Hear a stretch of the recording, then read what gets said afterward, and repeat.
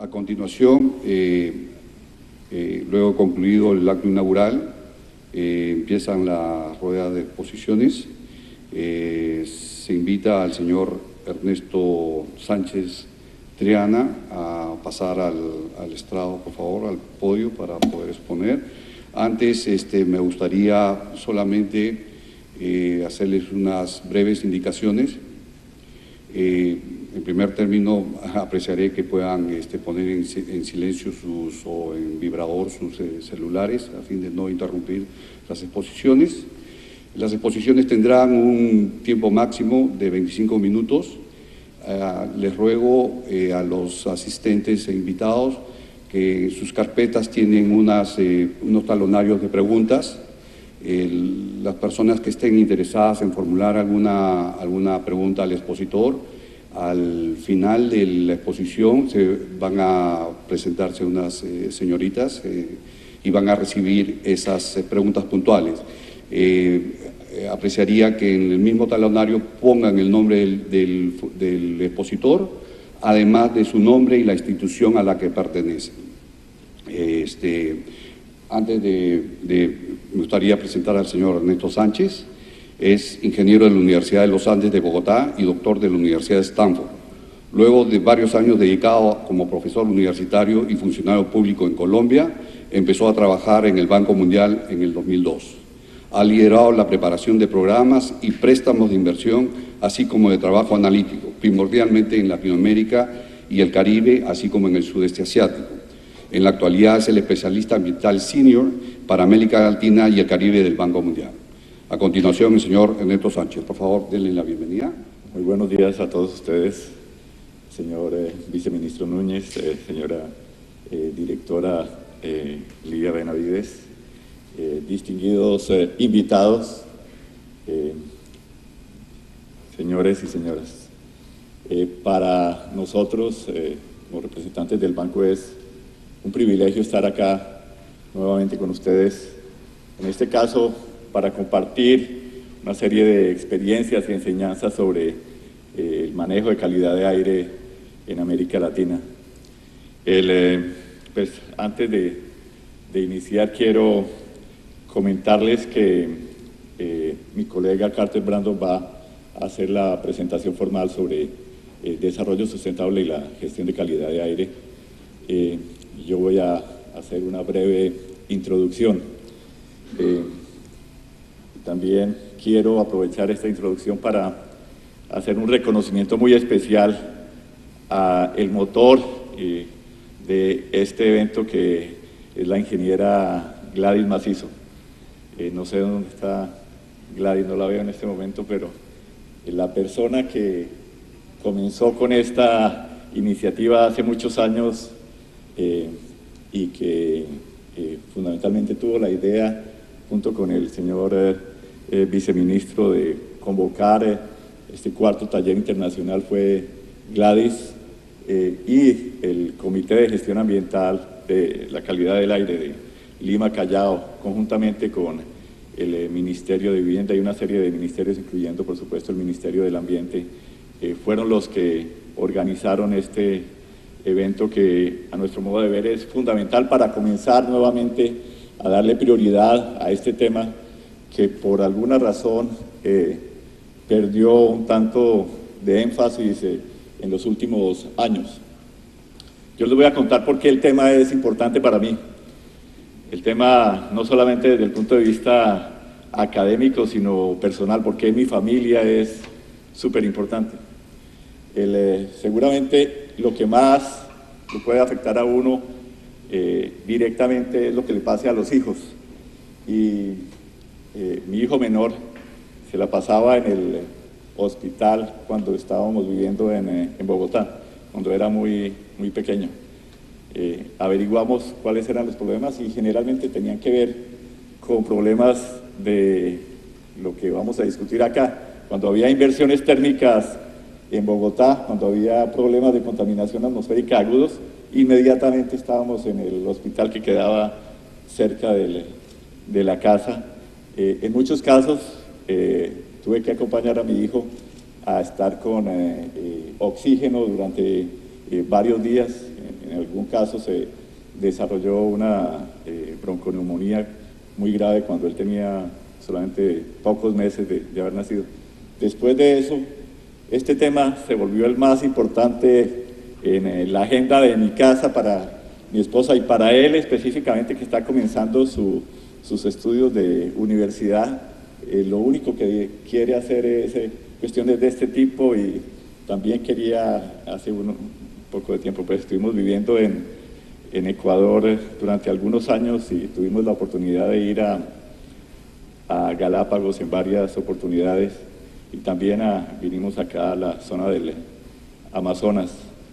Y eso ha hecho que él se convierta en un ambientalista, no solamente en términos de selección de profesión, sino yo creo que más que eso de corazón. Ahora, ¿por qué creo que este tema es fundamental y más fundamental ahora que antes? Hay, yo diría que 3 razones muy importantes. La primera es la que mencionaba Livia.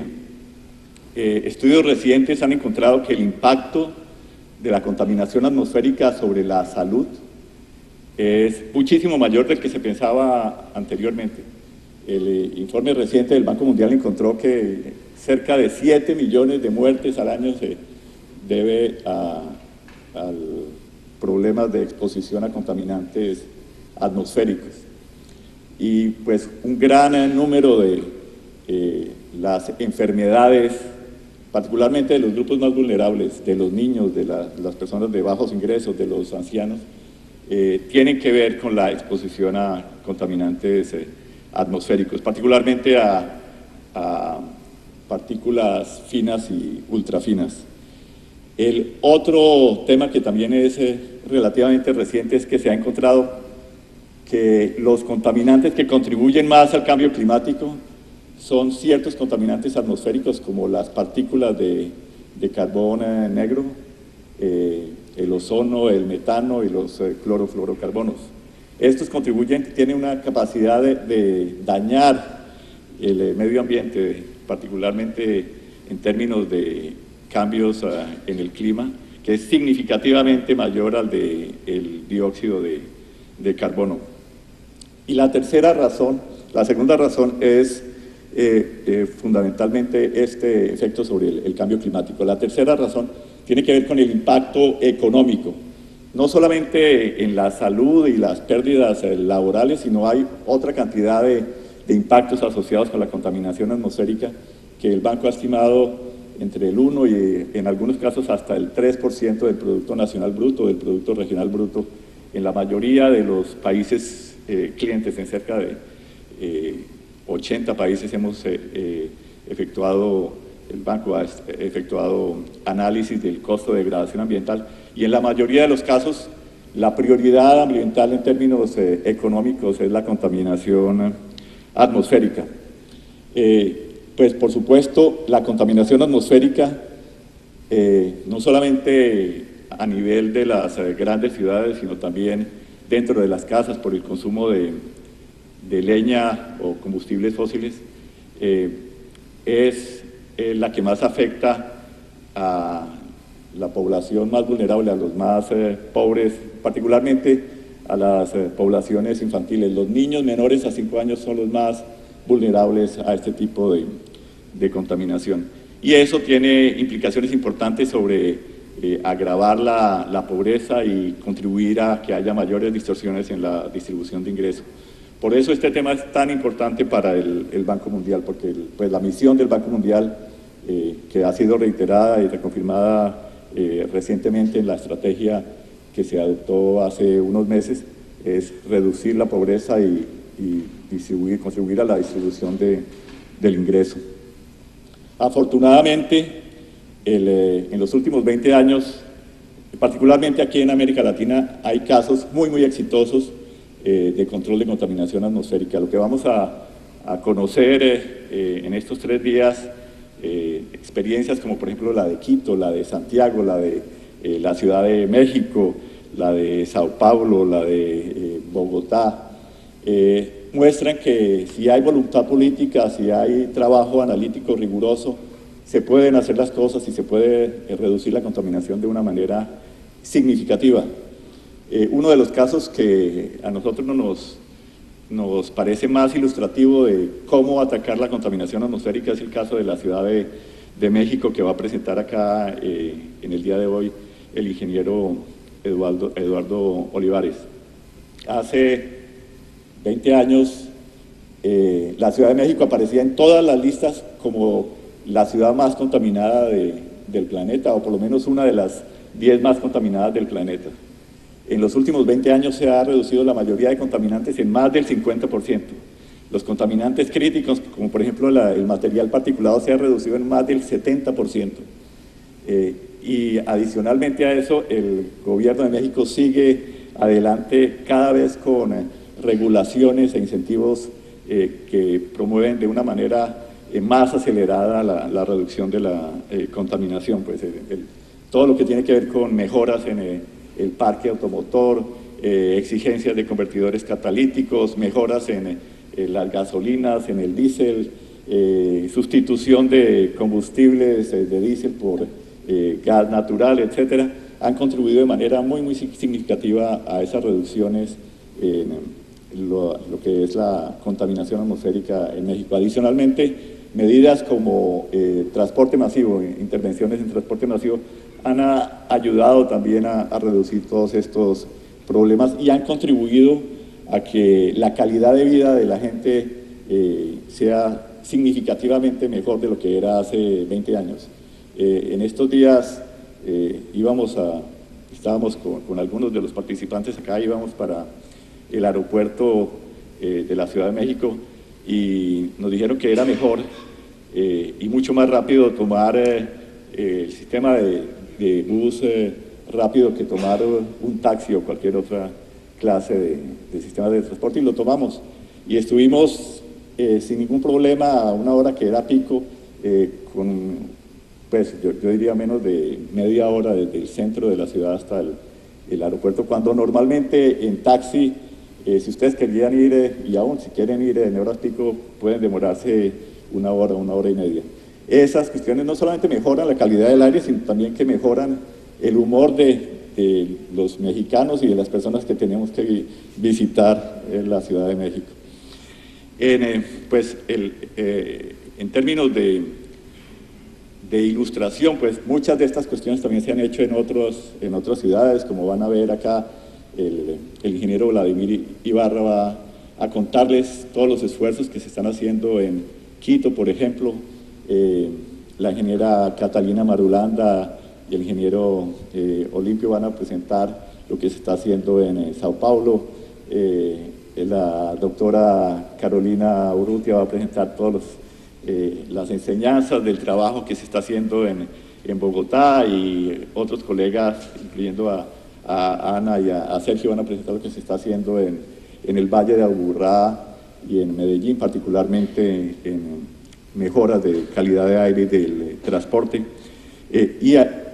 Algo que pues a nosotros es un privilegio poder compartir es las experiencias también de lo que se ha logrado aquí en Lima. Hace unos años el banco tuvo la oportunidad de hacer trabajo analítico que encontró que la zona de Lima Callao era una de las más contaminadas en Latinoamérica. Y lo que se ha hecho en los últimos años es tremendamente admirable en todos los diferentes campos, incluyendo lo que comentaba Livia de mejora de combustibles, sustitución de combustibles por gas natural, inspección vehicular, etcétera, etcétera. Yo creo que el objetivo de este taller es fundamentalmente que podamos compartir todas estas experiencias, todas estas enseñanzas, y más que eso, que podamos definir un consenso de cómo vamos a seguir hacia adelante, cómo se puede garantizar que haya un proceso de mejoramiento continuo, de aprendizaje social, que ya no es solamente de una ciudad o de una región o de un país, sino de todo lo que es Latinoamérica en sí. Pues nuevamente quiero agradecerles la participación en este evento a todos y cada uno de ustedes y desearle muchísimos éxitos en estas deliberaciones. Muchas gracias.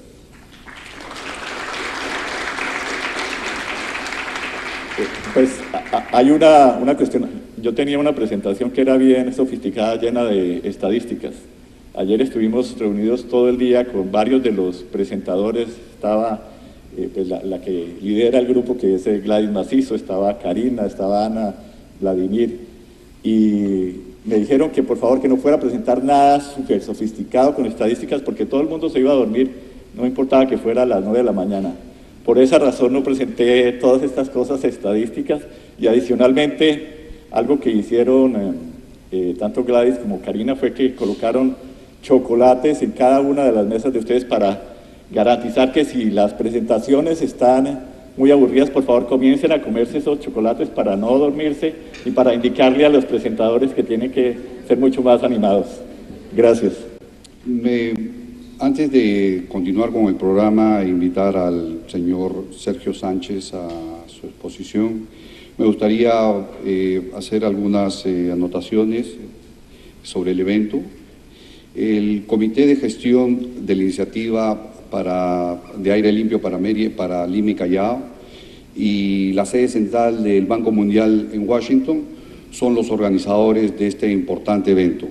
Los que, contando con la especial colaboración de la Iniciativa Aire Limpio para las Ciudades de América Latina y el Clean Air Institute, el Instituto del Aire Limpio, hacen posible, ese esfuerzo hace posible este cuarto taller internacional Aire Limpio, en el cual están participando distinguidas y altas autoridades y representantes de diversos sectores nacionales, como de finanzas, salud, transporte, desarrollo urbano, energía, industria, ambiente, municipalidades, empresas privadas, organizaciones representativas, ONGs, universidades, gremios empresariales y organismos de cooperación internacional. La finalidad de este cuarto taller es fortalecer el conocimiento, las voluntarias y conciencias de la población del área metropolitana de Lima y Callao en materia de aire limpio. Ese es realmente el objetivo central en este marco. El Comité de Gestión de la Iniciativa, es importante que un poco contextualicen el tema del comité. Surge en el 98, el 31 de diciembre del 98, con la finalidad de proponer mecanismos de coordinación interinstitucional y proponer cambios normativos a nivel del área metropolitana. Y esto es posible gracias a que el reconocimiento a la multidimensionalidad de la problemática.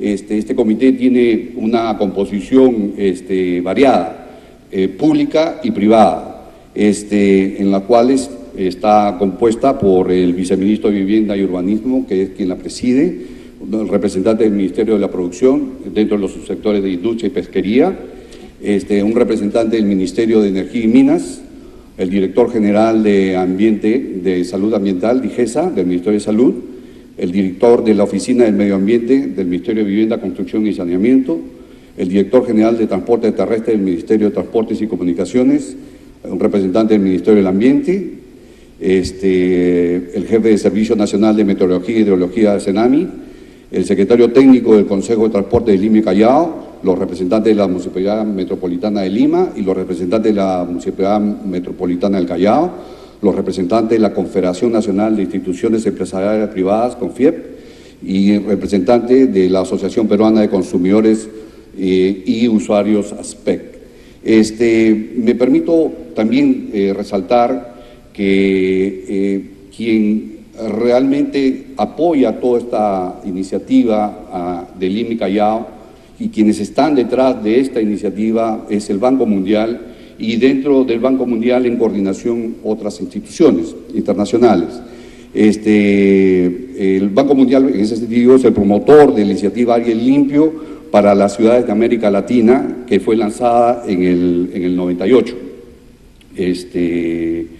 Y adicionalmente, o sea, los miembros de esta iniciativa, ciudades miembros de esta iniciativa, además de Lima y Callao, están las ciudades de Río de Janeiro, Sao Paulo, Buenos Aires, México, Distrito Federal, Bogotá y Santiago de Chile.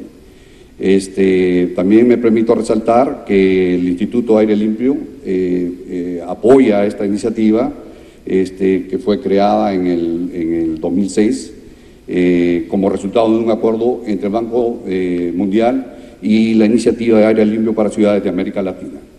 Bueno, a continuación, disculpando el preámbulo, me permito presentar al señor Sergio Sánchez. El señor Sergio Sánchez es un ingeniero ambiental y se desempeña en la actualidad como director ejecutivo del Instituto de Aire Limpio, CAI. Forma parte del Grupo de Trabajo de Transporte Sustentable y secretario general de Naciones Unidas, Ban Ki-moon, y es observador de la sociedad civil para el Fondo de Tecnología Limpia, Clean Technology Fund. Trabajó en el Banco Mundial como jefe de Secretaría Ejecutiva de la Iniciativa para Ciudades de América Latina y el Caribe. Ha sido copresidente del Foro Binacional de Política Aire Limpio, Estados Unidos, México, Estados Unidos, y representante del gobierno mexicano en el Protocolo de Montreal, entre otros cargos. A continuación, invito al señor Sergio Sánchez a su exposición. Gracias. Queridos amigos del Comité de Gestión de la Iniciativa de Aire Limpio para Lima y Callao, amigos que vienen de diferentes partes del Perú, no solamente de Lima, sino entiendo diferentes ciudades están presentes en la reunión, y colegas y amigos que vienen de diferentes partes del mundo a compartir con nosotros esta alegría de dar un paso adelante en la creación de un gran movimiento para mejorar la calidad del aire en toda la América Latina. Pero esto no es nuevo, y yo quisiera hacer algunos recordatorios, así como Ernesto ha mencionado un poco de su vinculación personal, me voy a permitir también hacer un poco de la mía. A mediados de la década de los 80s se instaló una red automática de monitoreo atmosférico en la Ciudad de México que reveló que prácticamente todos los contaminantes estaban por arriba de las normas de protección a la salud. El ozono, las partículas, el dióxido de azufre, el monóxido de carbono, el plomo, los óxidos de nitrógeno, todos estaban no solamente arriba, sino que además llevaban una carrera ascendente. Y no solamente eran las mediciones, sino que en el aire se percibía que algo no estaba bien. Y eso desató un gran movimiento social que se lanzó a las calles a demandar la toma de acciones urgentes para atender el problema de la contaminación. En 1988, el presidente de la República le da instrucciones directas al jefe de gobierno de la ciudad para que se diseñara un plan contra la contaminación atmosférica. Y poco tiempo más adelante, el Banco Mundial, el Banco Interamericano de Desarrollo, la Agencia de Cooperación Internacional del Japón, la Sociedad Técnica de Cooperación de Alemania, el gobierno de la Gran Bretaña, el gobierno de Francia y muchos otros socios comenzaron a trabajar de manera conjunta en la Ciudad de México para poder diseñar el programa integrado contra la contaminación atmosférica y posteriormente coadyuvar a su desarrollo.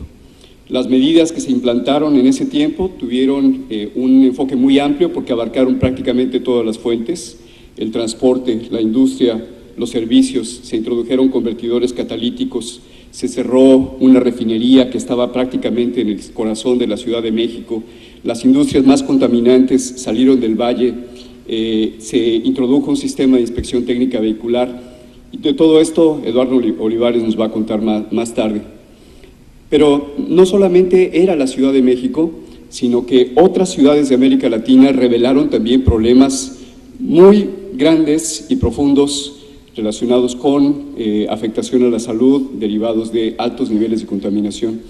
Sao Paulo, y aquí tenemos también a Olimpio, que trabajaba en CETESBI hasta tiempos recientes, asociado con los problemas de Cubatao, la región industrial de Cubatao y los crecientes problemas de contaminación del aire por fuentes móviles en la región metropolitana de Sao Paulo.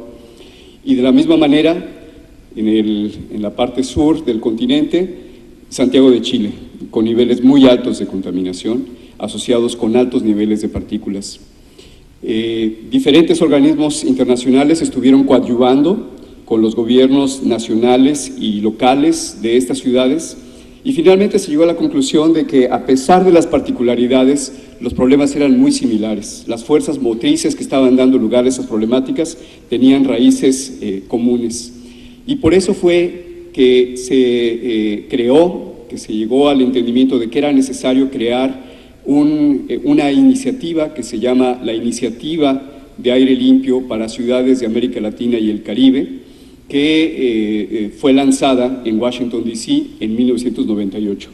Quisiera destacar que Lima y Callao se adhirieron desde un primer momento a la iniciativa, junto con la Ciudad de México, Bogotá, Sao Paulo, Río de Janeiro, Buenos Aires, Santiago, y este conjunto de ciudades durante varios años estuvieron colaborando para impulsar sus propios planes de mejora y al mismo tiempo fortalecer sus capacidades. Derivado de esos trabajos, se creó el Comité de Gestión de la Iniciativa de Aire Limpio para Lima y Callao, y los trabajos del comité derivaron en el PISA, en el Programa Integrado de Saneamiento Atmosférico de Lima. Nos sentimos muy orgullosos de que algo que surgió de esta iniciativa de carácter regional no solamente se ha mantenido, sino se ha fortalecido y ha mostrado su disposición de continuar avanzando con compromisos muy claros, dado que al término del PISA 1 dio inmediatamente paso la activación del PISA 2, que se encuentra ahora en marcha entre el año 2011 y el 2015. Entre otros motivos para tener esta reunión, uno muy importante es dotar elementos al comité de gestión, al ministerio que lo encabeza y al resto de sus socios, con elementos concretos que le permitan avanzar en la lucha que se ha propuesto, también aprender de ese esfuerzo y poder nutrir otros esfuerzos de carácter regional. Con este preámbulo, yo quisiera mostrarles algunas láminas para dar una visión general de cuál es la situación de la calidad del aire en América Latina, cuáles son algunos de los principales desafíos, oportunidades y lecciones aprendidas, y por eso les voy a pedir que, creo que yo la puedo pasar de aquí, ¿verdad? ¿Dónde está de ser un tema de primer importancia? Algo sucedió. Sucedió tal vez que se lograron éxitos significativos en algunas ciudades, emergieron nuevos temas como el de cambio climático, que hicieron que la atención a los problemas de contaminación del aire fuera disminuyendo, no necesariamente porque el problema en sí estuviera siendo resuelto, sino por la emergencia de estas nuevas prioridades. Pero si en este momento nos tuviéramos que ir de la reunión en 2 minutos, a mí me gustaría que quedaran claros estos puntos. El primero es que la contaminación del aire continúa afectando múltiples zonas urbanas de América Latina y el Caribe, y es un problema que está avanzando a pasos muy acelerados. Predominan estándares de calidad del aire que son laxos, heterogéneos y están desactualizados. A menudo la información es de baja calidad, limitada, difícil de acceder e inexistente, y para mejorar la calidad del aire se requieren mejores prácticas de monitoreo, mejores inventarios de emisiones, mejor seguimiento de sus impactos en la salud, así como estándares armonizados y actualizados con metas de cumplimiento definidas. América Latina en breve, somos casi 600 millones de habitantes a principios de esta década y habremos de ser casi 700 millones para el año 2050. Somos la región más urbanizada del mundo, con 7 de cada 10 personas viviendo en áreas urbanas, pero dentro de 20 años o menos vamos a ser 9 de cada 10. El PIB per cápita es medio y está aumentando.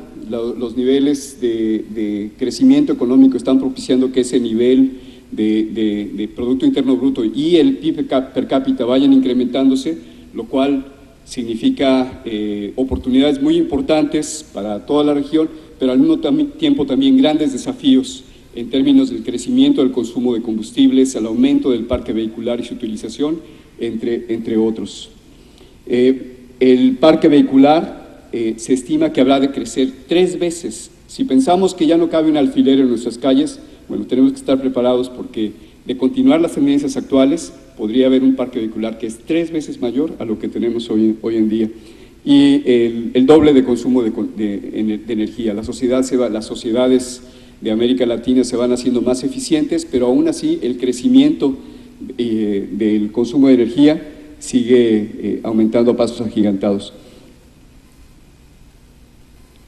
Ya se ha destacado, yo solamente quisiera enfatizar acerca de este estudio reciente de la Organización Mundial de la Salud, donde se señala que 7 millones de personas mueren prematuramente debido a los altos niveles de contaminación atmosférica en el mundo. ¿Cómo se distribuyen estas muertes? 3.7 millones están asociados a la contaminación del aire ambiente, 4.3 millones son atribuidos a la contaminación en interiores, y eso nos da el total de 7 millones. ¿Cuál es el desglose de muertes atribuibles? La mayoría de estas muertes relacionadas con contaminación por aire ambiente están asociados con afectaciones de tipo cardíaco, como podemos ver, enfermedades isquémicas del corazón, que significa la obstrucción de arterias, aproximadamente un 40%, otro 40% están relacionados con el incremento en infartos, pero también hay enfermedad pulmonar obstructiva crónica, en el caso sobre todo de adultos, cáncer de pulmón e infecciones respiratorias inferiores en las vías inferiores de tipo agudo en niños. Más aún, en la región de América Latina y el Caribe, se estima que por lo menos 100 millones de personas están expuestas a niveles de contaminación del aire que superan los lineamientos de la Organización Mundial de la Salud. Esta es una estimación conservadora, porque no todas las ciudades miden contaminación del aire, las que miden no necesariamente miden bien, las que miden no necesariamente reportan y lo comunican a la población o a los tomadores de decisiones, y frecuentemente los datos se quedan en los computadores sin que haya un procesamiento y un control de calidad de ellos. El Banco Mundial también, a través de diversos estudios de la evaluación del deterioro ambiental, ha concluido que podrían lograrse ahorros muy significativos de entre 2.000 y 6.000 millones de dólares por año en costos en salud si mejorara la calidad del aire. En un estudio específico para el Perú se ha encontrado que el costo total en salud atribuible a la contaminación del aire urbano, agua, saneamiento y higiene asciende a 13.7 mil millones de soles peruanos, aproximadamente un 3.2% del PIB en el 2009. El mayor costo es atribuible a la contaminación atmosférica. En segundo lugar, está relacionado con el saneamiento e insuficiencia del agua, y el tercero está relacionado con el manejo de los residuos sólidos. Quisiera insistir en este punto porque en mi país decimos que las prioridades que no se reflejan en el presupuesto no son prioridad. Si revisamos los presupuestos públicos, y qué bueno, los temas de agua y saneamiento reciben presupuestos importantes, mientras que si observamos el que tiene que ver con la atención a los temas de contaminación atmosférica, no se refleja en la misma proporción. Una meta muy importante para los gobiernos nacionales, federales y locales de América Latina es no solamente reconocer el problema, sino elevarlo a un grado de prioridad que permita que la atención de estos temas se inserte en el presupuesto de una manera considerable, y no solamente en el presupuesto gubernamental, sino en el quehacer del sector privado, que tiene un papel muy importante que desempeñar. Esta es una muestra de el tipo de resultados del estudio del Banco Mundial, donde muestra que el 60% de la mortalidad prematura es atribuible a la contaminación del área urbano, que es la barra más alta, continuada y siguen los temas de saneamiento del agua y posteriormente los que están relacionados con el manejo de los residuos sólidos. En las presentaciones subsecuentes vamos a mostrar más de estos datos, pero como quedamos, no vamos a hacer la presentación aburrida. Simplemente quiero destacar que están bien identificados los efectos en términos de mortalidad prematura, de morbilidad en diferentes indicadores, y los costos asociados con la contaminación del aire en el Perú y en particular en el área metropolitana de Lima, Callao. Solamente quisiera destacar que se estima que los costos por mortalidad ascienden a 7.700 millones de soles, y por otra parte que en el área metropolitana de Lima y Callao se estiman aproximadamente 3.000 muertes prematuras asociadas con la contaminación atmosférica cada año. La Organización Mundial de la Salud, y ya se ha dicho, considera que la limpieza del aire que respiramos previene enfermedades no transmisibles, pero no solamente en general. Estamos hablando de una cuestión de equidad, estamos hablando de género, estamos hablando de la protección de lo que más nos interesa, que es la salud de nuestros niños. Si controlamos la contaminación del aire, podemos reducir riesgos de enfermedades entre mujeres y grupos vulnerables, incluidos niños, ancianos y enfermos. Pero no solamente ellos, sino que nuestros países tienen compromisos internacionales que están reflejados en los objetivos del milenio. Contaminación del aire tiene un capítulo dentro de las metas del milenio y esto es uno de los elementos que necesitamos para erradicar la pobreza. La meta entonces es lograr un aire limpio, un aire sano que nos permita desarrollar de manera adecuada nuestras actividades, pero en la imagen podemos ver a la Ciudad de México en un día sin contaminación después de un lavado atmosférico por lluvia y vientos, pero esta es la imagen que se aprecia en una forma muy frecuente. Es el mismo lugar, pero nos podemos dar cuenta que hay un problema que es muy visible. Se ha hablado del BIN. Dentro de las partículas, son estos polvos muy finos que están contenidos en el aire, existen, aquí está, primero en relación con su tamaño, no hay un señalador, no sé si me puedan ayudar prestándome un señalador, pero lo que vemos en la gráfica de la derecha, en el cilindro, es un cabello humano, y en ese cabello humano, las partículas más pequeñas que ven, que son de color rojo, son las partículas que se conocen como PM10. Caben varias partículas PM10 dentro del diámetro de un cabello humano. Pero todavía a un nivel más pequeño, alineadas dentro de esa PM10, están las PM2.5. Entonces, para poderlas observar, tenemos que verlas a través del microscopio electrónico. Hay excelentes ejemplos de monitoreo atmosférico, con información disponible y periódica, pero esto no es lo más común. El acceso a la información de calidad del aire en las ciudades es muy limitado, y en varias ciudades no hay evidencia siquiera que se mida y no hay técnicas estandarizadas de monitoreo. En el caso del ozono, podemos ver que en ciudades como Quito, Ciudad de México y Santiago, el estándar de 8 horas sobrepasa los límites establecidos, pero ese es solamente un indicador porque muchas ciudades todavía carecen de medición de ozono. Y este comparativo es sumamente revelador. Son las ciudades investigadas en comparación con estándares internacionales, en este caso con estándares de la Unión Europea y los lineamientos de la Organización Mundial de la Salud. Eso es para PM10 y para PM2.5. Quisiera destacar que todas las ciudades están fuera de los lineamientos de la Organización Mundial de la Salud y muchas de ellas fuera de los estándares europeos.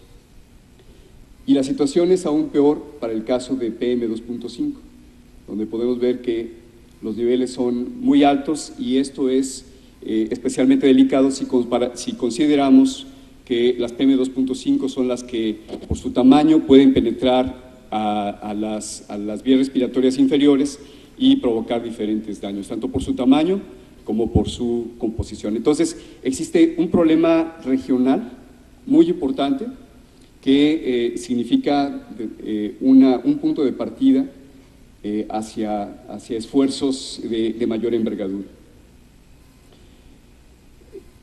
Si promediamos las concentraciones promedio en todas las ciudades de América Latina, podemos ver que para PM10 y PM2.5, comparados con la OMS, estamos muy por arriba de lo establecido, de lo deseable.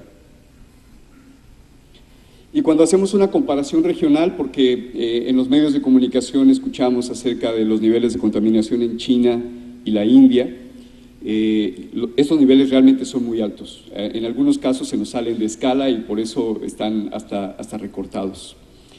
Pero mal de muchos, se dice, estos son los niveles de Asia, estos son los niveles de América Latina y estos son los niveles de países desarrollados. Entonces tenemos niveles importantes, tal vez menores que los de ciudades chinas y de la India, pero muy similares a los que existen en otras regiones de Asia.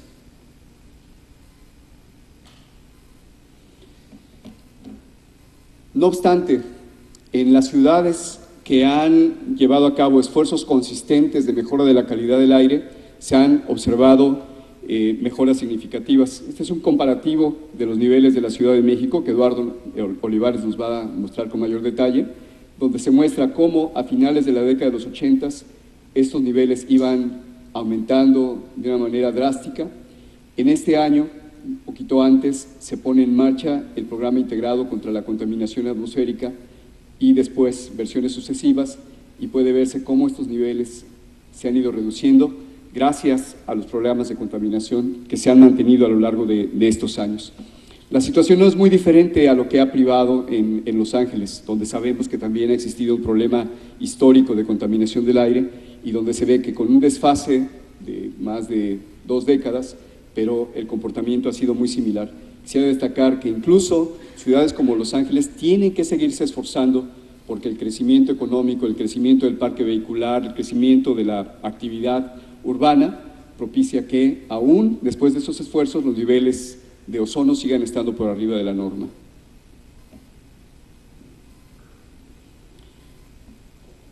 Si bien ha habido avances significativos en la Ciudad de México, aquí vemos cómo se han venido reduciendo el número de días fuera de la norma. Esa es la buena noticia, pero la mala noticia es que todavía en más de 150 días al año se excede la norma. En el caso de Santiago, que también vamos a hablar un poco más tarde, el principal problema ha sido el material particulado. En estas fechas se arrancó el programa de descontaminación del área metropolitana de Santiago y se observa como resultado del programa ha permitido reducir significativamente las concentraciones, pero el mensaje sigue siendo el mismo. A pesar de los logros y los esfuerzos realizados, persiste un problema de contaminación que hay que continuar atendiendo. Conclusiones. A lo largo de la región, los niveles de contaminación sobrepasan los límites recomendados por la Organización Mundial de la Salud. La carencia o deficiencia de datos e información en numerosas ciudades está asociada con falta de obligación, incumplimiento de medir, reportar y comunicar. En muchas ciudades la medición de calidad del aire está considerada como parte de la legislación, pero no necesariamente la buena realización de las mediciones. Se instalan las estaciones, se operan, pero no necesariamente se logra el beneficio para el que están planteadas.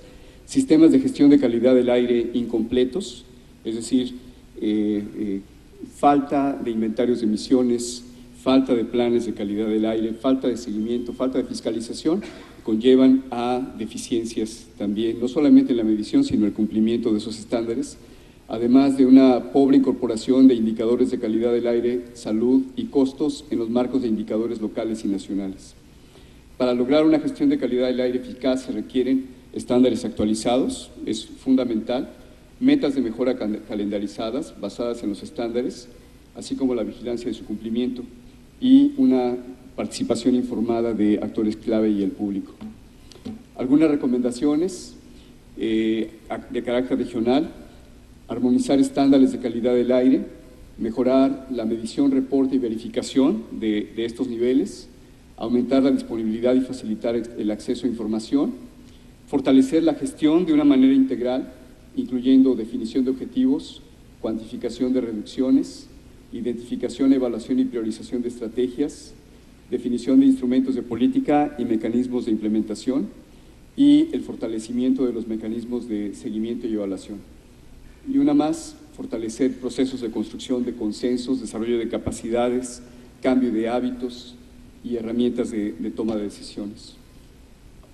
Entonces, el camino está muy claro. Las políticas e inversiones de apoyo tienen que dirigirse a seguir fortaleciendo los programas de movilidad sustentable, como los que ya han iniciado Lima, Callao y otras ciudades de América Latina, la planeación integral del transporte y el uso del suelo. Existen ejemplos que son muy importantes en la región, como el de Curitiba, el desarrollo de zonas habitacionales con eficiencia energética, y no solamente de la vivienda en sí, sino de su localización, minimizando los traslados, la generación de energía e industria limpia, la gestión adecuada de los residuos municipales de tal forma que se minimice la generación de gases de efecto invernadero, de metano en particular, reducción de emisiones procedentes de diferentes fuentes, y la reducción de contaminantes del aire también reduce gases de efecto invernadero. Buscar sinergias de tal forma que podamos lograr beneficios locales, regionales y globales. Finalmente quisiera contarles que en una reunión reciente llevada a cabo en Los Cabos, en Baja California, los ministros de Medio Ambiente acordaron la decisión número 8 para la adopción de un plan regional de mejora de la calidad del aire. Es un plan de cooperación que abarca aspectos de asistencia técnica, capacitación dirigidos a mejorar los instrumentos de política y también fortalecer el control de las diferentes fuentes de contaminación. Esfuerzos de carácter regional como este, pero también otros que se están impulsando a través del Banco Mundial, resultan de gran importancia para apoyar a los países y ciudades de la región. El futuro está en nuestras manos. ¿Qué futuro queremos para nuestros hijos y para nosotros mismos? Un futuro, esta es una foto que le tomé prestada a nuestro amigo Limpio, esta es la ciudad de Sao Paulo. Queremos ciudades saturadas, con exceso de consumo de combustibles, con emisiones de gases de efecto invernadero, contaminadas, con grandes efectos a la salud, o queremos ciudades limpias, en armonía con la naturaleza, más eficientes, competitivas, que atraigan la inversión y que den mejores condiciones de vida para todos. Pues estoy a sus órdenes, muchas gracias por su atención. Es un gran privilegio estar trabajando con el Comité de Gestión de la Iniciativa de Aire Limpio. Ha sido un gran ejemplo, ha sido además muy constante, ha sido uno de los grupos más consistentes de la Iniciativa de Aire Limpio que se inició en el año 98 y de la cual ahora estamos muy orgullosos de seguir impulsando sus esfuerzos. Muchas gracias a todos. A continuación, complementando la exposición del señor Ernesto Sánchez Triana, pondrá el señor Carter Brandon, que es líder económico del Departamento de Desarrollo Sostenible del Banco Mundial. Invitamos al señor Brandon. Muchas gracias, buenos días. Si podemos poner la presentación que estuvo antes cuando habló Ernesto.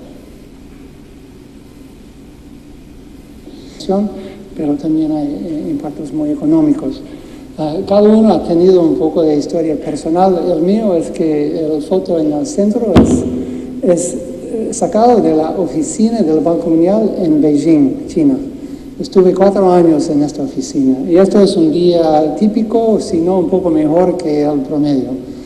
¿Y qué pasó? Bueno, mi familia se informó bastante, pero también a nivel económico, Beijing tiene un gran problema de atraer gente innovadora, gente empresarial a la ciudad.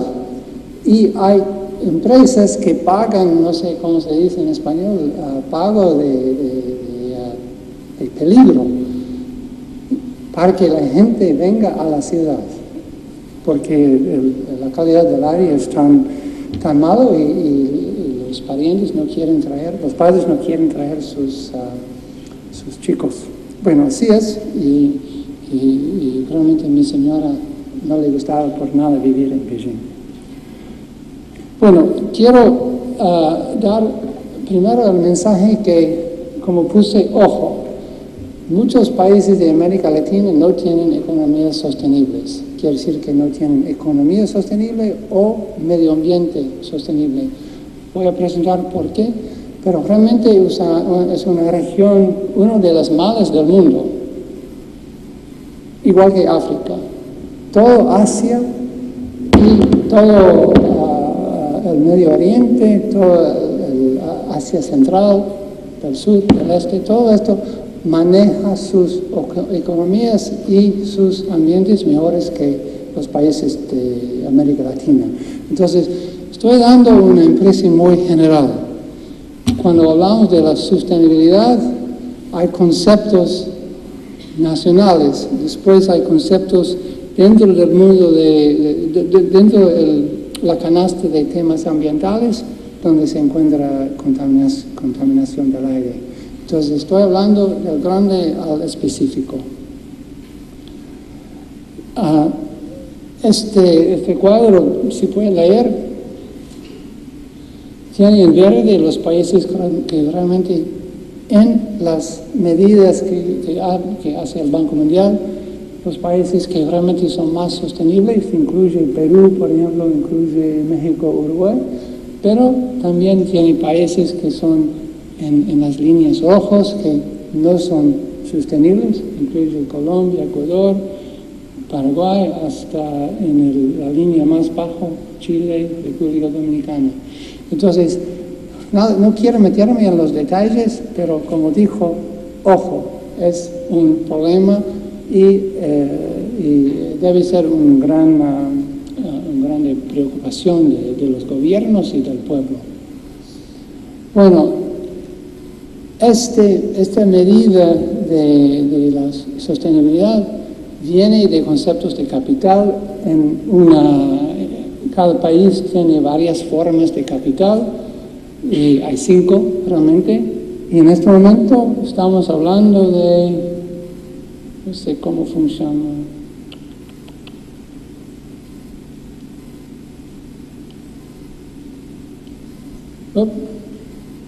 Bueno, estamos hablando de capital natural. El mensaje es que realmente ponemos mucho esfuerzo en valorar el capital natural, incluyendo aire limpio, incluyendo agua limpio, incluyendo degradación de tierra. Y los datos que han visto, incluyendo que puso Sergio, incluye las medidas de este concepto de capital natural. La situación de América Latina, como dije, ojo, es una preocupación, es que el número de países que no son sostenibles ya se elevó más que el 50% del continente y la tendencia es al más negativo, no es al más positivo. Entonces, eso es el contexto más general.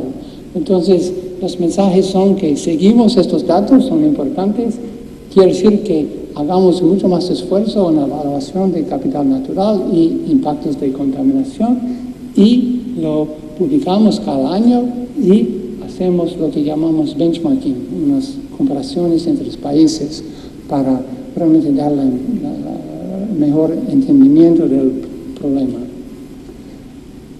Bueno, eso es a nivel más macro. Ahora nos metemos en el concepto de crecimiento verde. El crecimiento verde realmente es el proceso, cómo llegamos a una situación de desarrollo sostenible. Entonces, es el dinámico de llegar a una situación sostenible del país. Y hay muchas ciudades aquí, y casi estoy seguro que las ciudades hablan de su crecimiento verde, o quieren hablar de su crecimiento verde, o quieren que su ciudad se conozca como una ciudad verde. Entonces, quiero discutir un poco qué son estos tipos de conceptos, qué es una ciudad verde, qué es el crecimiento verde. Bueno, en el PIB, tal vez ustedes han escuchado del PIB verde. Cuando se valora el impacto de contaminación, se ve que hay una diferencia entre crecimiento, que es una medida tradicional, y el PIB verde. Y esos son datos donde la línea verde, hay una brecha más y más grande entre la línea azul y línea verde. Línea azul es el PIB tradicional, línea verde es el PIB verde, y cuando la brecha crece con el tiempo, quiere decir que la contaminación se va más y más peor. Entonces, eso es el opósito del crecimiento verde. Crecimiento verde quiere decir que se acercan las dos líneas, que las líneas del PIB tradicional y la línea de PIB verde se acercan y la brecha se pone menos y menos porque los impactos negativos son menos y menos. Sergio ha discutido la importancia de los muertos y enfermedades debido a la contaminación del aire, y también ha mostrado los números de varios países. Pero tengo aquí uno de los 2 países más contaminados del mundo, son China e India. Realmente hasta el 9, casi 10% de su PIB es negativo a causa de la contaminación. México y Perú son en niveles de 4, 5, 6% de su PIB, y el objetivo de todos los países realmente es bajar a un nivel más parecido a los países ya desarrollados. Eso quiere decir que es un camino y lleva muchos años. Pero un ejemplo de China, han hecho un plan para 2030, cómo pueden bajar lo que llamamos externalidades ambientales. ¿Cómo lo pueden hacer? ¿Cuánto lo pueden bajar en los 20 años que vienen? Y vemos en la línea de contaminación, es 2 líneas de partículas y de impactos a salud, impactos físicos en los edificios. Quieren bajar de 3.3, quiere decir 2.8 más 0.5, de 3.3 a 0.2. Es su objetivo explícito y es el parte más grande de toda la mejora de su contaminación nacional. Es la parte sin duda más importante de todo. Y es una parte muy importante para que China baja del 9% de su PIB a menos que 3%. Es su objetivo explícito. Esos son principios y se aplican a cualquier sector de contaminación, incluyendo la gestión de la calidad del aire. Esto es lo que llamamos el efecto de Lacan en el sector de transporte, y quiere decir que muchas ciudades ahora tienen decisiones que con el crecimiento tienen impacto al futuro para muchos años. Por ejemplo, en el uso de tierra y el diseño de sistemas de transporte, dónde están las carreteras, dónde están sistemas de transporte público. Las decisiones de ahora implican la eficiencia del sistema para 50, 75 años. Y hay muchos países, como países de América Latina, que están en parte bajo de este gráfico, y con el crecimiento económico tienen opciones. ¿Qué será la intensidad de uso de energía, intensidad de emisiones en el sector? Y deben pensar un poco realmente de las opciones fundamentales en el sector, y no solamente el control de la contaminación, pero el diseño del sector mismo, el diseño de la ciudad futura. En transporte, no voy a meterme en los detalles, pero como transporte es clave en control de contaminación, hay aspectos de crecimiento importantísimo, hay aspectos verdes importantísimos y aspectos de la inclusividad social importantísimo. Entonces el transporte debe ser un tema muy rico para este taller.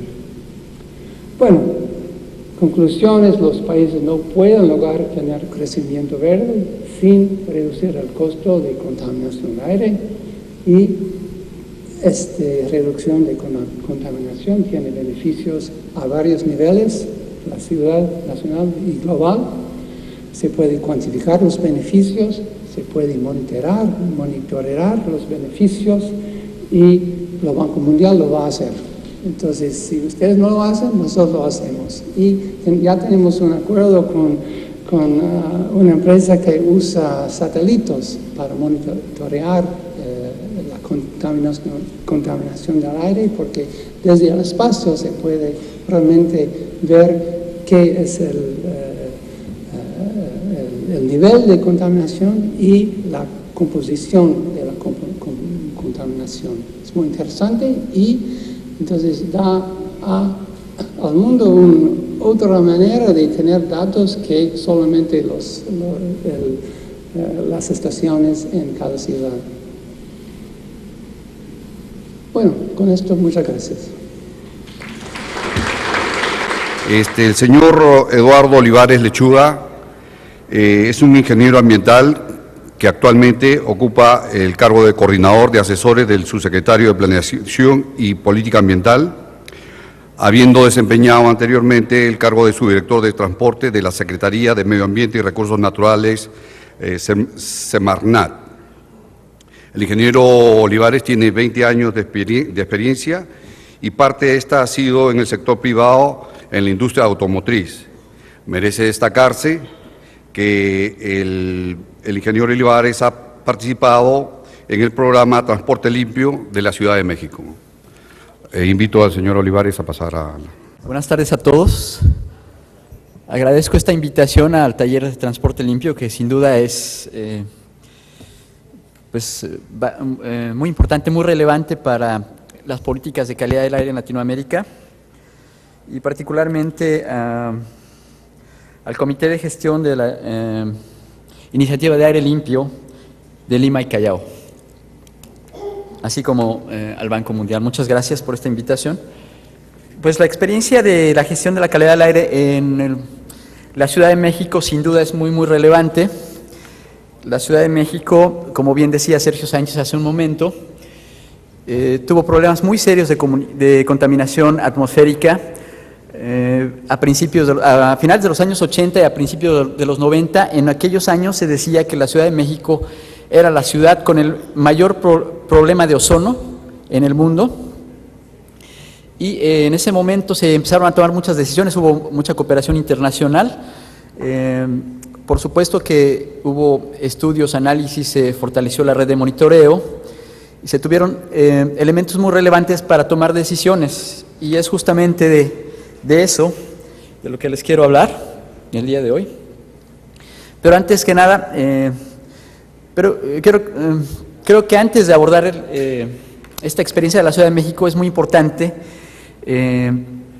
tener en cuenta que en muchas regiones de nuestro planeta se están desarrollando grandes ciudades, megalópolis que están siendo resultado de la conexión de grandes ciudades, de la interacción, actividad económica, social, cultural, etcétera, entre polos de desarrollo económico que atraen viajes, que generan, por supuesto, por su actividad, emisiones contaminantes, pero también que sus límites cada vez son más grandes y a menudo, ¿no?, se van incorporando ciudades de mediano tamaño, de mediano y gran tamaño. Esto está pasando de alguna manera en la Ciudad de México.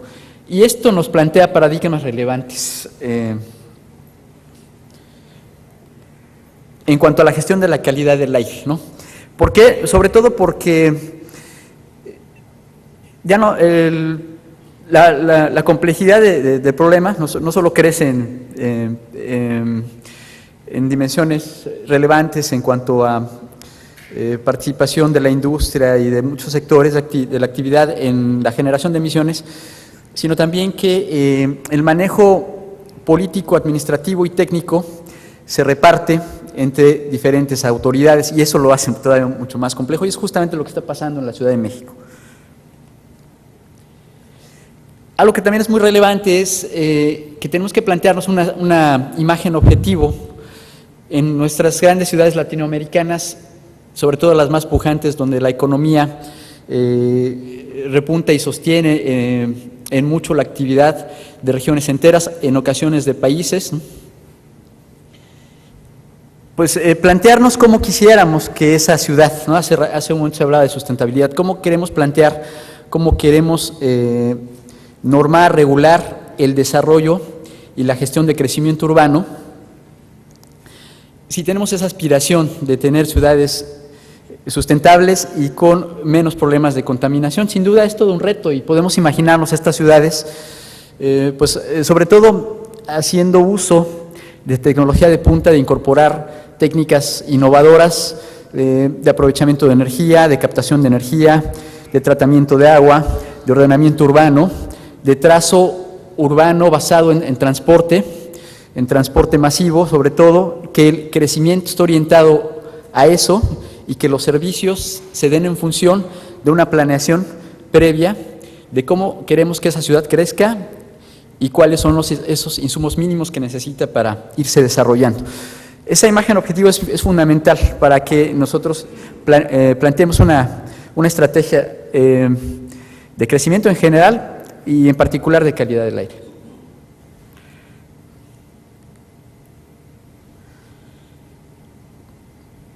Esquemas de planeación y ordenamiento territorial flexibles, infraestructura básica ambiental y de bajo carbono, y resiliencia ante el cambio climático. Estos son los nuevos retos que nos planteamos. Ya no solo hablamos de falta de servicios básicos como es el agua, ¿no? O la agudización de los problemas de calidad del aire. En realidad, si queremos resolver estos problemas, tendremos que ver las ciudades de manera más integral. Muy bien, respecto a la megalópolis, esta megalópolis que está generando en la Ciudad de México y en sus alrededores. Es un conglomerado de centros urbanos que congregan a más de 27 millones de habitantes de 9 zonas metropolitanas.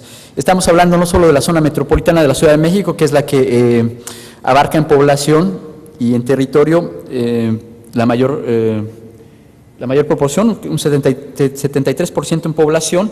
Estamos hablando de ciudades satélite como Puebla y Tlaxcala, que abarcan casi un 10%, la ciudad de Toluca, 6%, otras ciudades menores, Cuernavaca, Pachuca, Tlaxcala, Pisaco, que están por ahí del 2%. Pues bien, estas ciudades interactúan entre sí, por supuesto, tienen una actividad económica que las enlaza, actividad política y cultural también. Esta es una fotografía de la NASA que Sergio Sánchez nos hizo favor de compartir, y aquí vemos de manera muy clara, esto es la zona de la Ciudad de México, esta es la parte del Distrito Federal y los municipios conurbados del Estado de México, y algunas ciudades que les mencionaba anteriormente, la ciudad de Toluca, la ciudad de Cuernavaca, la ciudad de Puebla, la ciudad de Tlaxcala. Normalmente estas ciudades están en un radio menor a 100 kilómetros de la frontera de la Ciudad de México. Tenemos otras ciudades como Pachuca, una ciudad menor que es Tulancingo, Hidalgo, y otras ciudades un poco más distantes, pero ustedes pueden ver que tienden sus brazos a la Ciudad de México, ¿no? Tanto Querétaro como Poza Rica son ciudades que se encuentran a más de 250 kilómetros del centro neurálgico de la actividad cultural y económica de nuestro país. Obviamente este escenario, uno de los aspectos más relevantes es la interacción en cuanto al sector transporte, ¿no? La comunicación que tienes en estas ciudades, intercambian productos comerciales, manufacturas, por supuesto, hay muchos habitantes que van a trabajar de una ciudad a otra. En algunos casos, la Ciudad de México también es un centro cultural muy importante y posee quizá quizá 3 de las 6 universidades más importantes del país. Esto hace que el nivel de viaje sea un nivel muy alto, un intercambio económico y de personas que provoca una gran movilidad de la población hacia la Ciudad de México. ¿Cómo es el reparto modal en esta megalópolis? Bueno, sin duda un aspecto muy relevante a considerar es que el reparto modal está orientado principalmente al uso de los vehículos, a los automóviles particulares, contribuyen con un 20% de los viajes, y otro es el transporte urbano de baja capacidad, los microbuses. Estos minibuses prácticamente realizan el 50%, la mitad de los viajes en la megalópolis. Un dato muy importante también para entender la problemática de la calidad del aire en la Ciudad de México es cuál es el consumo de combustibles, cómo está perfilado este consumo de combustibles por actividad económica. En esta zona metropolitana se consumen alrededor de 527 petayoules por el consumo de combustibles en actividades como el transporte, como la manufactura, sectores residencial y comercial. De ellos, el transporte es el más relevante, consume el 61% de esta energía, la manufactura el 23%, pero algo que es muy importante considerar en esta imagen es que los principales combustibles que utilizan en la Ciudad de México es una gasolina magna, que tiene un contenido de azufre de alrededor de 300 partes por millón, diésel un 20%, que tampoco es de bajo azufre, también tiene alrededor de 300 partes por millón de azufre, una gasolina premium, que esta sí es de bajo nivel de azufre, gas LP y gas natural. Esto en el sector transporte. Bueno, perdón, un pequeño error. El diésel, una buena parte de este diésel, casi todo el diésel, también es de bajo azufre. Entonces podemos decir que la Ciudad de México cuenta con combustibles limpios, en realidad, ¿no? Está basada en combustibles limpios. La parte de la manufactura, muy importante también, está basada en el consumo de gas natural en un 90%, gas LP en 7% y diésel industrial en 3%. Como verán, en la Ciudad de México no se usa coque de petróleo, no se usa carbón, no se usa combustóleo. Respecto al uso residencial, el gas LP y el gas natural es lo que principalmente se usa, pero algo que no está en esta gráfica es que también se usa leña en algunas zonas relativamente rurales que están en la periferia de la ciudad. Y el sector comercio, que básicamente utiliza gas natural y gas LP. Cuando vemos esta figura, podemos decir que la Ciudad de México en realidad no tiene un problema relevante en cuanto a combustibles limpios, podemos decir que los tiene.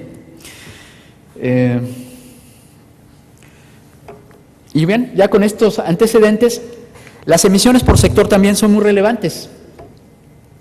El sector de las fuentes móviles, que aquí está en color azul, podemos ver que contribuye principalmente con monóxido de carbono y óxidos de nitrógeno, pero también es un gran emisor de compuestos orgánicos volátiles. Otro sector muy relevante es el sector habitacional, y aquí sobre todo tenemos una contribución muy relevante de compuestos orgánicos volátiles, principalmente por fugas de combustible, el uso de gas LP, una combustión relativamente deficiente de gas LP. Bueno, en general podemos ver los grandes nichos de emisión respecto al sector económico, y el industrial principalmente contribuye con dióxido de azufre. Entonces tenemos diferentes actores, diferentes combustibles, y que contribuyen de diferente manera en esa compleja mezcla de contaminantes que tiene la atmósfera de la Ciudad de México. Particularizando en cuanto a la emisión de óxidos de nitrógeno, el sector transporte, que es el que más, de los que más contribuye, vemos que los autos particulares contribuyen con un 20%, los autobuses con un 12%, la maquinaria pesada con un 8%, estos dos igualan a la contribución de los autos particulares, y vemos vehículos de carga, camionetas particulares y tractocamiones con una buena contribución en cuanto a emisiones de óxidos de nitrógeno. Respecto a compuestos orgánicos volátiles, aquí vemos a todos los contribuyentes, fuentes móviles, autos particulares con 9%, la industria química 7%, las motocicletas un 6%. Aquí la contribución es muy diversa, ¿no? Recubrimientos de superficies y ciertas industrias tienen una buena contribución en la emisión de compuestos orgánicos volátiles. ¿Por qué me concentro en estos? Bueno, porque estos dos son los precursores del contaminante que genera los mayores problemas y la mayor cantidad de violaciones en las normas de calidad del aire de la Ciudad de México. Los óxidos de nitrógeno y los compuestos orgánicos volátiles, que son los precursores del ozono. Ahora bien, la Ciudad de México desde los años 80, ¿no?, empezó a conformar una muy buena red de monitoreo. Desde aquellos años opera con estándares de calidad bastante aceptables. De hecho, la EPA estuvo durante muchos años contribuyendo con expertise y con recursos para hacer auditorías que se hacían año con año esta red de monitoreo, y a partir de esta contribución de la Agencia de Protección Ambiental de los Estados Unidos, y esa construcción de capacidad que se dio en aquellos años, podemos decir que la red de monitoreo de la Ciudad de México es no solo la más sólida del país, yo me atrevería a decir que probablemente es la más sólida de toda Latinoamérica. Y tiene, también es una red bastante completa, tiene prácticamente estaciones de monitoreo en una muy buena parte del territorio donde hay asentamientos humanos en la zona metropolitana del Valle de México. El siguiente punto es, ¿qué se norma en México? Bueno, quizá como en la mayoría de los países de Latinoamérica, tenemos normas para ozono, norma horaria y norma de 8 horas, norma de monóxido de carbono de 8 horas, dióxido de azufre en promedios de 8 horas, de 24 y promedios anuales, NO2, promedios horarios, partículas sólidas suspendidas, 24 horas, las PM10, promedio anual y de 24 horas, PM2.5 y plomo. Ahora bien, en términos de calidad del aire, ¿cuáles son las tendencias en la Ciudad de México? ¿Cómo se han venido comportando todos estos contaminantes? En el caso de las partículas, ¿no? En esa década terrible de la Ciudad de México, los finales de los 80s y principios de los 90s, teníamos niveles muy altos de concentración de PM10. Por supuesto que rebasábamos la norma, quizá demasiado. Yo no sé qué tan cercano estábamos aquí de los chinos, pero al parecer bastante. Pero como ustedes pueden ver, conforme va avanzando la década de los 90s, prácticamente empezamos a cumplir las normas de calidad del aire. Perdón, no es cierto.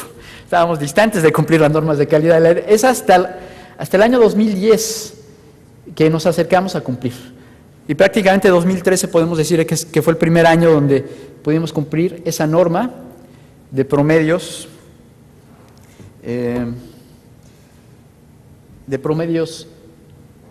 diarios, y la norma de promedios anuales, pues ahí sí quedamos un poco, pues todavía por muy poco, pero encima de la norma de calidad del aire.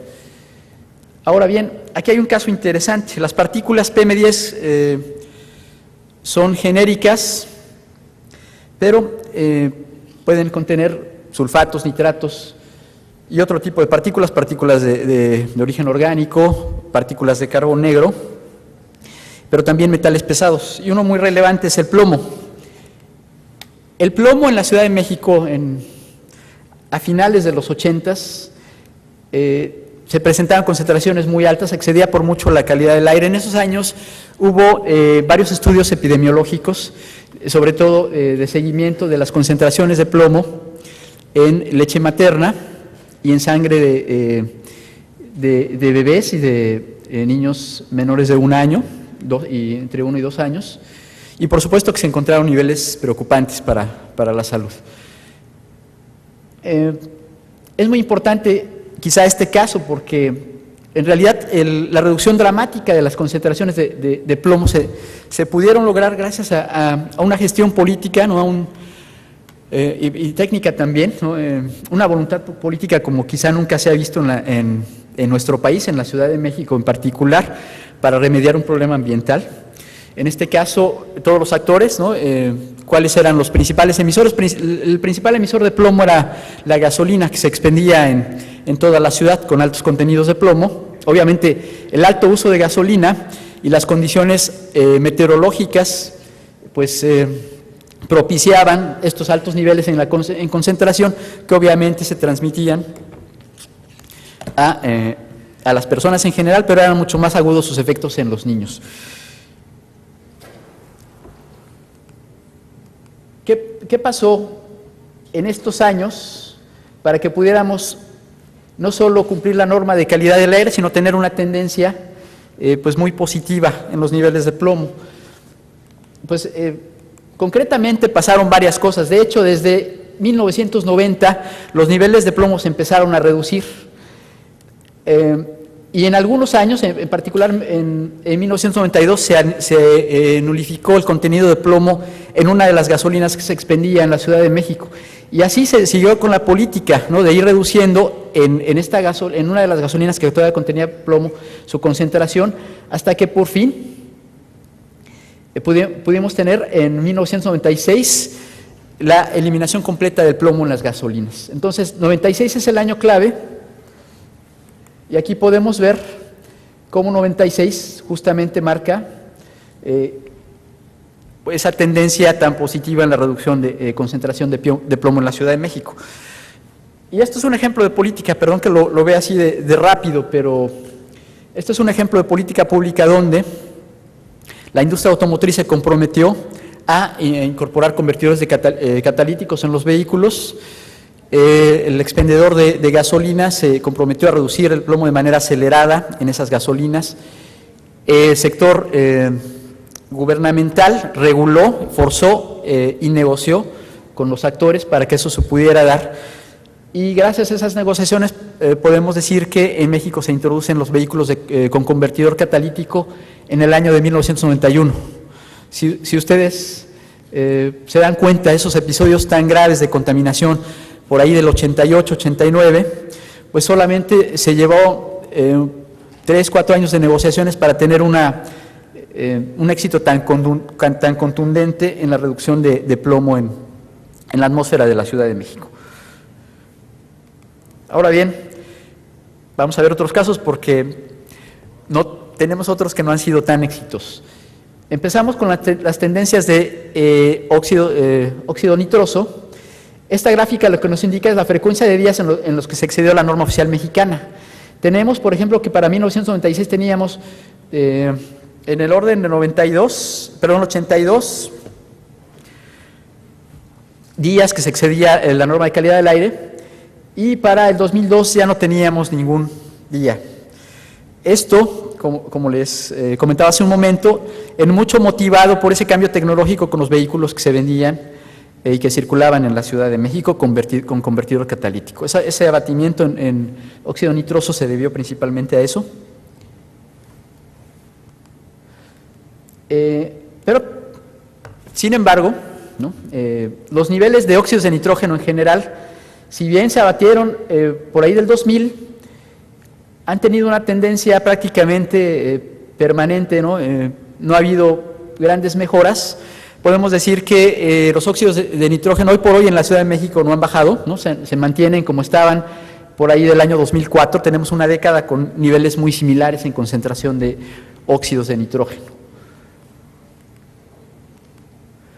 Ahora bien, el ozono, ¿no? El ozono, este ozono que tenía niveles, concentraciones tan altas a principios de los años 90, se fue abatiendo poco a poco hasta presentar los niveles más bajos para los años 2012. El año 2012 fue el año más bajo desde que se ha monitoreado ozono en la Ciudad de México, y no sabemos qué nos depara 2014. No podemos, sin duda, echar campanas a vuelo en la Ciudad de México. No todavía, creemos. Respecto a la frecuencia de días que se incumplen la norma, también ha bajado de manera dramática, y como les decía anteriormente, tenemos que en el año 2013 solamente 118 días se excedió la norma de calidad del aire en la Ciudad de México. Por supuesto que no es un número óptimo ni deseable, pero para lo que la Ciudad de México padecía una década antes, sin duda ha sido un gran logro. Respecto al monóxido de carbono, también ha sido un contaminante que se ha abatido de manera relevante. Entonces, de pasar prácticamente todos los años exceder la norma de calidad del aire, a partir del año 2000 empezamos a cumplir de manera permanente con la norma de calidad del aire. Ahora bien, ¿qué pasa respecto al monóxido de carbono? ¿Cuáles son las políticas que influyen su abatimiento de manera dramática? Pues básicamente la que les comentaba. Una de las más relevantes es, primero, la introducción de convertidores catalíticos en el 92, pero obviamente esta medida no podía impactar de manera inmediata. Lo que impactó de manera inmediata es el programa de verificación vehicular. El programa de verificación vehicular que, si bien arrancó en los años 80, fue en los años 90 donde empezó a tomar mucho mayor relevancia. Las normas empezaron a ser más rígidas, los procedimientos de medición empezaron a ser cada vez más estrictos, más apegados a una serie de indicadores de calidad, y a partir de ahí, tenemos que monóxido de carbono se empieza a abatir de manera relevante, pero también la tecnología ayuda de manera considerable. En estos años, prácticamente la totalidad de los vehículos vendidos en la Ciudad de México, en un periodo más o menos de 6 años, adoptaron el sistema de inyección electrónica, y esto, por supuesto, como ustedes bien lo saben, mejora o favorece de manera notable la carburación en los vehículos automotores. Y esta carburación pues no es otra cosa más que un óptimo en la combustión de la gasolina, y este óptimo pues da como resultado niveles muy bajos de emisión de monóxido de carbono. Ahora bien, la inyección electrónica y el cuidado de que esa condición de descarburación no se presentara con el programa de verificación fue lo que impulsó a la Ciudad de México a abatir los niveles de monóxido de carbono. ¿Cuál es el marco regulatorio del programa de verificación vehicular? El marco regulatorio parte de la Ley General de Equilibrio Ecológico y la Protección al Ambiente. Esta ley se publica en 1988 y sienta las bases para la operación de los programas de verificación vehicular, pero también hay reglamentos en materia de prevención y control de la contaminación de la atmósfera que indica cuál va a ser el papel de estos programas de verificación vehicular y que además tendrán que emitirse normas donde se especifica claramente los niveles máximos permisibles para diferentes nichos tecnológicos del parque vehicular. Y las normas específicas para los diferentes vehículos clasificados en tamaños y en usos, y esta disgregación normativa permite un mejor control a los diferentes vehículos. Y obviamente esto induce a un mejor mantenimiento, induce a un mejor comportamiento de los sistemas de carburación y por lo tanto un abatimiento del monóxido de carbono principalmente. El dióxido de azufre es otro contaminante muy relevante y nos va a presentar un detalle muy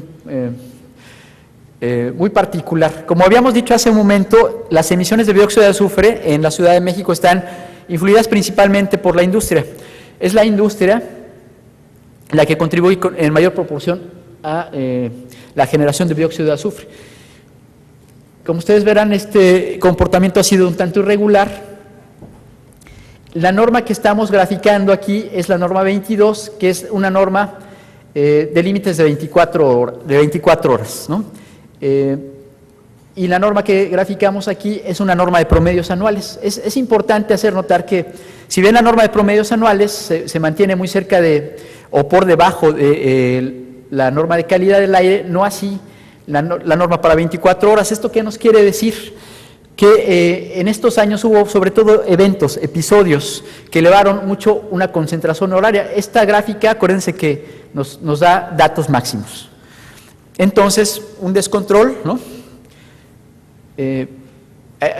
Para allá apunta la explicación de este evento, y obviamente un descontrol en la industria manufacturera que elabora en la Ciudad de México y en sus alrededores.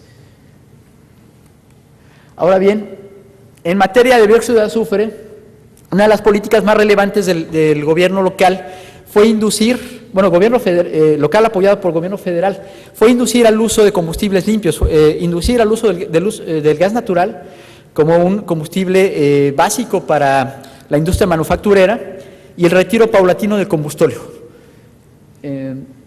Esto se empezó a lograr. Otra medida importante es el aprovisionamiento de diésel de bajo contenido de azufre. Si a principios de la década hablábamos de un diésel de un 2% de contenido de azufre, se fue abatiendo hasta conseguir, ya avanzada la década de los 90s, un contenido de azufre de alrededor de las 500 partes por millón. Bueno, todo esto de alguna manera contribuyó a abatir las concentraciones de dióxido de azufre. Sin embargo, hubo un problema con el gas natural, hubo un problema de planeación. En estos años donde se presenta este pico, justamente hubo problema de abastecimiento, entonces algunas industrias tuvieron que regresar al uso de combustóleo. Entonces de aquí se explica esa elevación en el dióxido de azufre. Entonces, ¿cuál es la lección de esta gráfica, no? La lección de esta gráfica es que sin el monitoreo atmosférico, sin un esfuerzo y un control de calidad y un cuidado permanente en el monitoreo atmosférico, el gobierno de la Ciudad de México no se hubiera dado cuenta de qué estaba pasando con la industria, ¿no? A pesar de que se había negociado el uso de un combustible mucho más limpio, esto en algún momento no se pudo cumplir y nos llevó a una excedencia y a salir, ¿no? De la norma de calidad del aire y, por supuesto, a poner en riesgo a la población. Como ustedes verán, estos 3 ejemplos nos hablan, ¿no? Nos ilustran de manera así muy gráfica de un éxito contundente en el caso de plomo, de un gran progreso en el caso del ozono, pero tampoco no podemos hablar de un triunfo en cuanto a calidad del aire en relación al ozono, y cómo un contaminante controlado también puede de manera repentina salir de control si no se toman las medidas necesarias para procurar su disminución, pero también la relevancia de las estaciones de monitoreo, los centros de monitoreo y la vigilancia permanente que los gobiernos locales deben tener respecto a la calidad del aire. Como resumen, podemos aquí en esta gráfica ver cómo se han reducido los diferentes contaminantes y sobre todo ligados a una serie de medidas que en el caso de la Ciudad de México se han llamado programas de calidad del aire. El primer programa de calidad del aire data del año 90, tuvo un periodo de 4 años. Esta fue su contribución a las disminuciones. Luego vino el ProAire de 1995 a 2000 con un paquete de medidas también, no solo para industria manufacturera o vehículos, sino también para el sector comercial. Y aquí tenemos, en algunos casos, disminución para algunos contaminantes, para otros un aumento. Bueno, en el caso del PICA, en el caso del ProAire 95-2000, tenemos abatimientos relevantes, pero es en el ProAire 2001-2009 donde tenemos quizá las reducciones más significativas para contaminantes como monóxido de carbono, como dióxido de azufre y como el plomo. Esta es una gráfica muy general de los efectos de la política pública en cuanto a la calidad del aire. Ahora bien, esta gráfica también es muy relevante. Esta nos resume los indicadores clave económicos, demográficos, de energía y de calidad del aire en la Ciudad de México en el periodo 90-2010. Y aquí es muy claro, por ejemplo, ver que la población, el incremento de población en la zona metropolitana.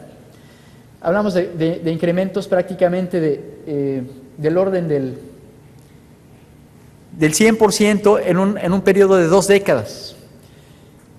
Podemos ver también el consumo de combustible, que ese ha sido más bien, ha tenido una tendencia mucho menos, con una pendiente mucho menos dramática que el crecimiento poblacional. La concentración del ozono está muy de la mano con este consumo de combustibles. El Producto Interno Bruto en la ciudad también ha crecido de manera importante y los máximos de ozono, sin embargo, han bajado. En pocas palabras, todos los indicadores lo que nos quieren decir es que a pesar de que la actividad de la Ciudad de México se ha incrementado, ha subido de manera importante, influido por un mayor número de población, pero también por un Producto Interno Bruto más elevado, esto se ha desacoplado de alguna manera, en alguna medida, del consumo de combustible, se ha desacoplado de la emisión de ozono de manera importante. Y es aquí donde sí podemos ver la magnitud de las acciones que se han llevado a cabo en materia de medio ambiente en la Ciudad de México. Bueno, perdón, me equivoqué. Esta gráfica es el crecimiento en el número de vehículos. Esta es el crecimiento en el Producto Interno Bruto. Estas prácticamente están acopladas, ¿no? Sin embargo, el consumo de combustible no está acoplado al crecimiento vehicular.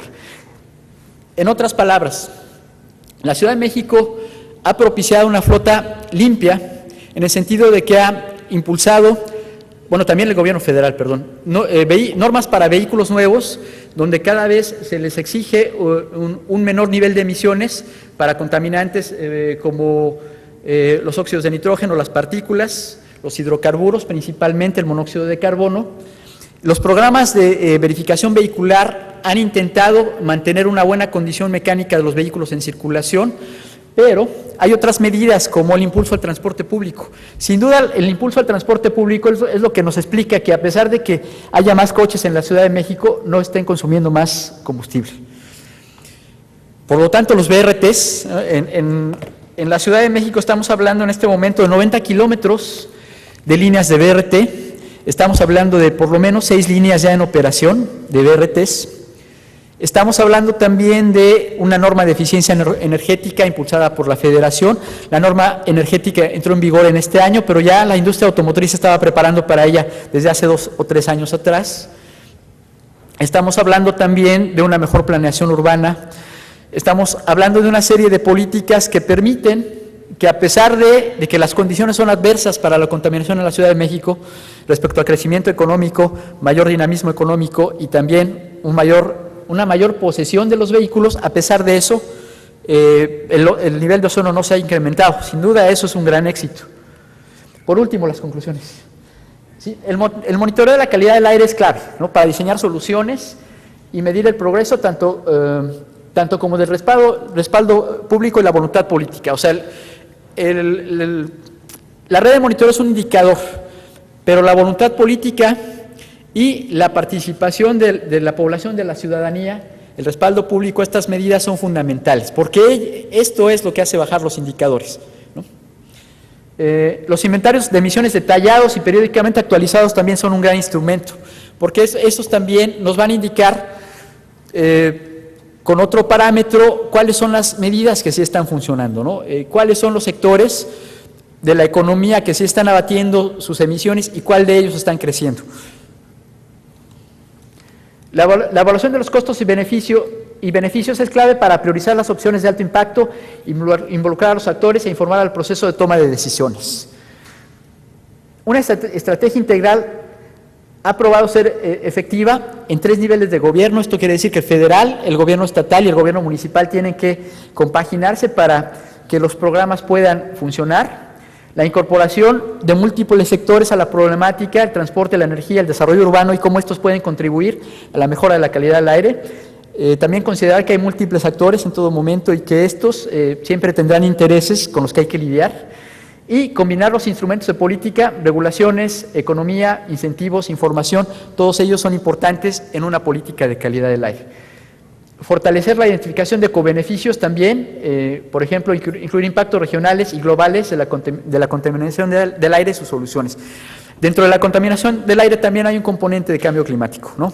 Pensando el carbono negro por una parte, pero también pensando en que en la medida que quememos más combustibles, tenemos un potencial de emisiones de cualquier contaminante mayor. Y por último, en la Ciudad de México se ha logrado un progreso sustancial. Sin embargo, aún persiste un programa serio. No podemos hablar de que los gobiernos federal y local se puedan dormir en sus laureles, ¿no? Puedan dormir el sueño de los justos con el problema de contaminación. Deben adoptarse acciones claves sustanciales, por ejemplo, revisar los estándares de calidad y homologarlos con los de la OMS, el transporte sustentable basado en evitar, cambiar y mejorar, e impulsar acciones comunes en la megalópolis. ¿Qué quiero decir con esto? Que no falta la gestión del gobierno de la Ciudad de México, se tiene que sumar a esta gestión los gobiernos de los municipios conurbados y aún más de los estados conurbados a la Ciudad de México. Por mi parte es todo, muchas gracias.